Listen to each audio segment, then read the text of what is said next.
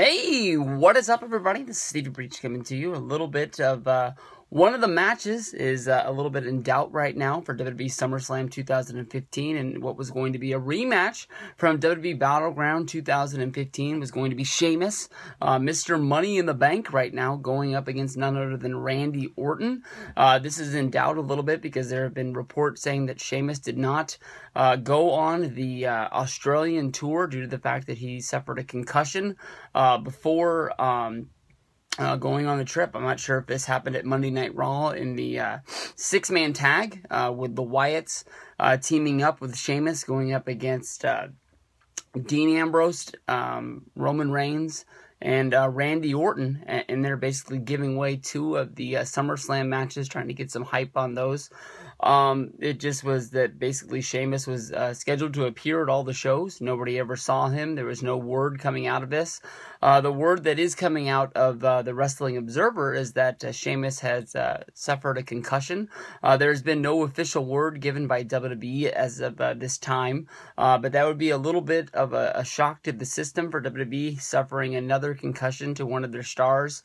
Everybody knows about the problems that Daniel Bryan is having. He's not been able to wrestle since after WrestleMania 31, where he was stripped of the Intercontinental Championship after sort of trying to revive that sort of deal. It's kind of weird because, with a lot of these, former wrestlers filing suit against WWE, saying that, they have, head trauma, basically because WWE forcing them to wrestle with concussions and not letting them know of the risks that would become later in life, wrestling with concussions and not taking time off. And, basically concussion is a bruise on your brain that never goes away, and it leads to a lot of trouble later in life. Something that we've seen football players banding together and filing suit against the NFL for saying that they knew about these head problems but did nothing to prevent what would happen to these guys later in life. WWE does not want the same sort of lawsuit, so is being very precautionary about what is going on. For Daniel Bryan, it's never been officially admitted by WWE what is going on. But then, just last week, Alicia Fox suffered a concussion on Monday Night Raw, and WWE just outright said that Alicia Fox had suffered a concussion. Since then, we've seen a few different injuries that have gone just. If you read the Wrestling Observer, you know what's going on with the case, but WWE is never really coming out and saying what is going down.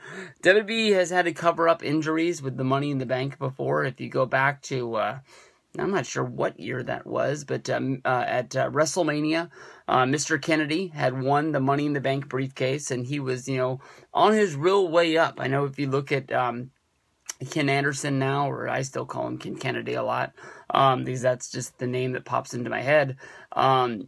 He was really somebody who was going to be a big star in WWE before it all sort of just sort of fell apart. The big story about him and Randy Orton having a huge falling out, and WWE taking Randy Orton's side of the case, and he was let go.